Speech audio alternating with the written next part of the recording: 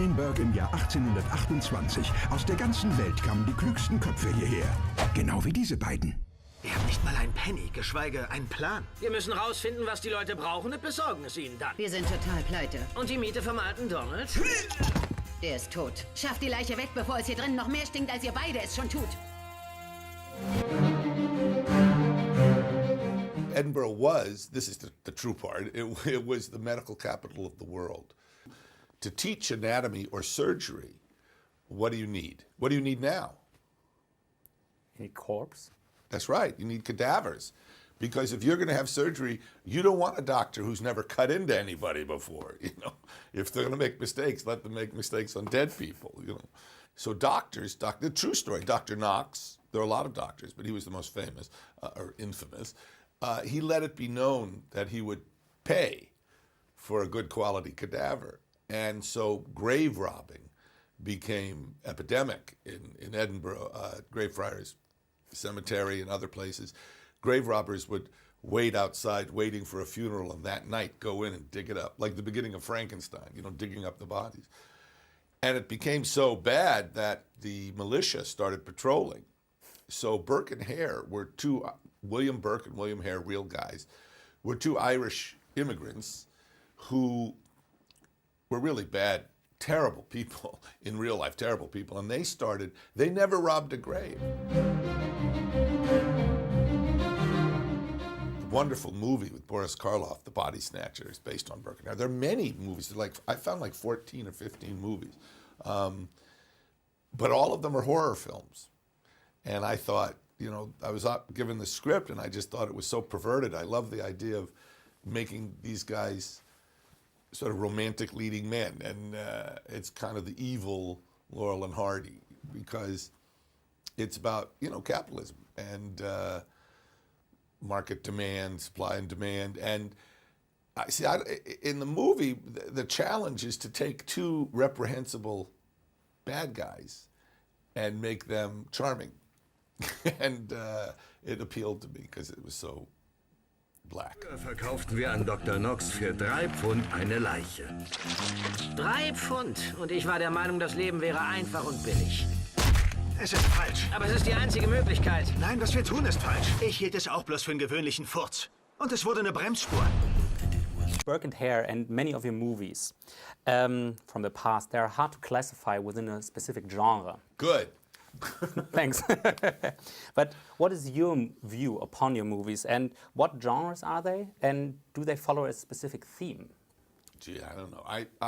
I know what genres I think they are. I've made comedies and musicals, and I've made a couple of horror pictures. And thriller, I made a musical comedy horror picture. You know, I don't know. It depends. I like mixing genre. Godard said famously, all movies are political, whether you intend it or not.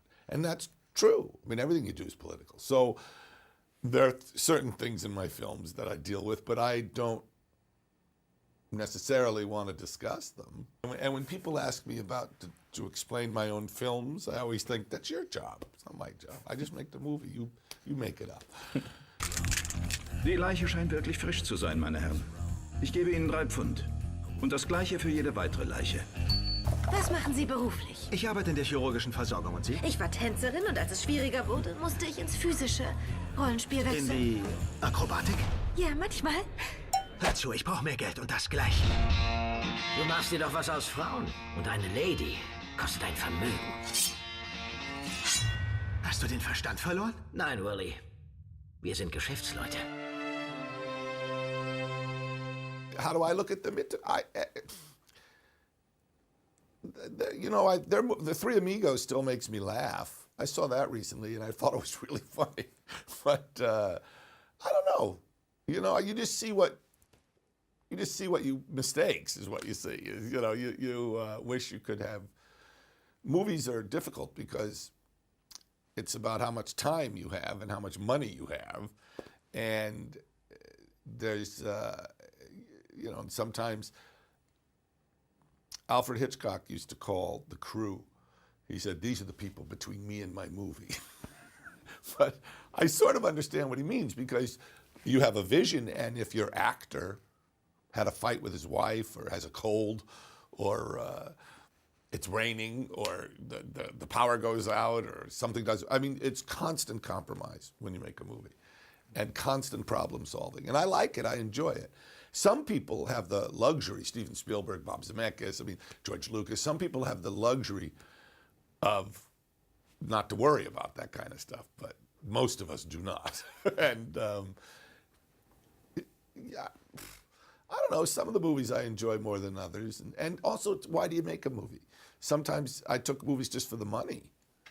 And sometimes for political reasons, and sometimes as a favor. You know, there are all different reasons to make a film. And also it's hard, when people look at movies, very often it's hard to see them in context. Meaning a movie like Animal House, or The Blues Brothers, or American Werewolf, those films, if you see them now, I don't think they have the impact that they had when they came out. Because when they came out, they were very, very radical pictures. But they were very successful.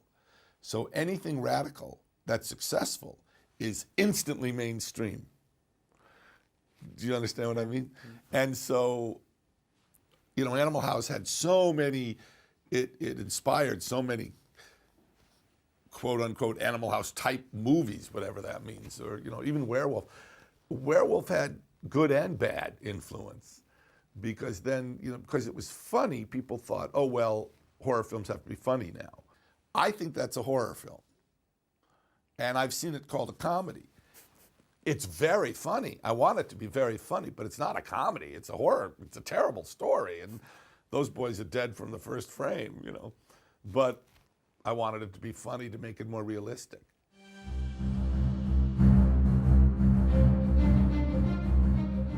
A couple of years ago, they did the Blu-ray for An American Werewolf in London. And so I had to supervise the transfer. Blu-ray is very interesting because it's wonderful, but it's dangerous. Because unless the filmmaker's involved, technicians now, the technology is so extraordinary, they can really make it too clean. And they can remove the grain, and they can make, you know, Animal House and the Blues Brothers are coming out on Blu-ray this year. And I just saw, and when I saw it, they made Animal House, which was dark, look like a Doris Day movie. You know, it's like, what the fuck did you do? Because they have such control. And I said, no. You know, and the technician was very pissed off. He kept writing, image degraded per director. Image degraded. He was really pissed off. Das wird die Nacht heute. Ich kenne da einen überwältigenden Trick mit der Zunge. Danke, William.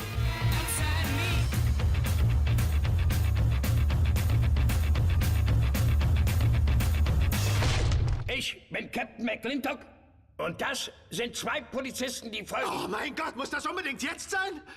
Vergib mir. Burke Hare. Was ist mit seiner Positur? Biegen Sie ihn gerade. Your films, they have a mixture of horror, gore, and black humor. For example, Burke Hare as well. But do you think that movies like Saw and Hostel have a more potential at the audience than maybe your mixture? Well, I don't think there is that much torture porn. I think people forget movies in the 70s, 70s and 80s were a lot more violent than movies now. I think people forget that. You even look at Dirty Harry. I mean, go look at some Hollywood pictures from the 70s. They're brutal pictures, you know. I mean, Straw Dogs. And, I mean, there's lots of them, Wild Bunch. And I think there's a specific audience that likes seeing torture porn. But I don't think, I mean, Hostel was brutal, but I don't think, I actually don't think that's torture porn, Hostel. I thought it was a very interesting movie. I wish it was better, but it was not. Saw, you know what bothered me in Saw? Was the whole premise. Saw is just about clever ways of dismembering people. And the films that I thought were very, very funny and smart and ridiculous were the Final Destination movies, because they just got rid of the plot. I mean, who's the villain? Death. You know, they just got. I just think that was so funny, because it was just, let's watch interesting ways in which we can kill all these people. Violence depends in context. Everything's in context. And so when people say torture porn, yeah, like what? Like, there's like Schindler's List? I mean, I'm serious. I mean, what are they talking about? I mean, there's exploitation movies where the motivation of the filmmakers are obvious. They just want to make money. And, you know, the Italians made all those zombie, cannibal, Lucio Fulci and all those guys. They made these really movies that are now considered really important films. So it depends.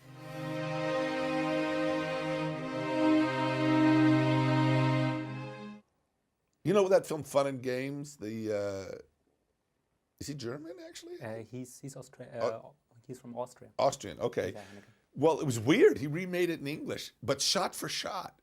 I think, what a bizarre thing to do. I thought, the same guy, I didn't understand that. But Fun and Games, I thought was an interesting movie. I thought it was unpleasant, but I mean, creepy. It's not my idea of a good time, but it was an interesting film. For 2014, there is a remake of American Werewolf announced. For 2014? For 2014, I've looked it up at IMDb, so there is an Actually, that's wrong. The truth about American Werewolf. I sold, or I optioned what's called the rights to Dimension Films. They paid me for an option, and their option ran out last month. So they never made it. I would like someone to make a remake of American Werewolf in London. Do you want to? Well, you can option it. It's people were upset with me when they said, "Why would you do that?" And you know, Stephen King said once something very funny, which was, someone was saying, "How can you sell your books and they make these terrible movies and your books are so great?" And he says, "My book is still there. You can read my book. It's right there. And you know, you remake a movie, the original movie's right there. You can get it, no problem." And I was thinking, if they do a good job, or if they do something unique or interesting or really good with it, then I make more money and I'm very happy. If they do a bad job, then I look like a genius. So, you know, it's a no lose. But their option ran out. I have a number of projects that I really want to do. That doesn't mean they'll give me the money to do them. The kind of movies that the studios are making now don't really interest me. These giant tentpole CG extravaganzas, kind of boring. But I have a number of movies I'd like to make. But the problem is anyone going to let me? You know, I mean, I've made a number of like feature-length documentaries, but they don't come to Europe. You haven't, like the movies I've made in the last 7 or 8 years, I don't think ever even came here. Oh, not really. So yeah, yeah, I've got like 6 scripts right now I would love to make, but whether or not someone allows me to is different. Moviepilot, the place I'm working for, is a movie recommendation site to people.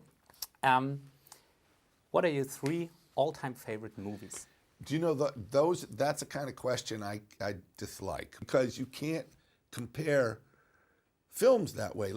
Okay, off the top of my head, Paths of Glory is a film by Stanley Kubrick that I think is genius, okay?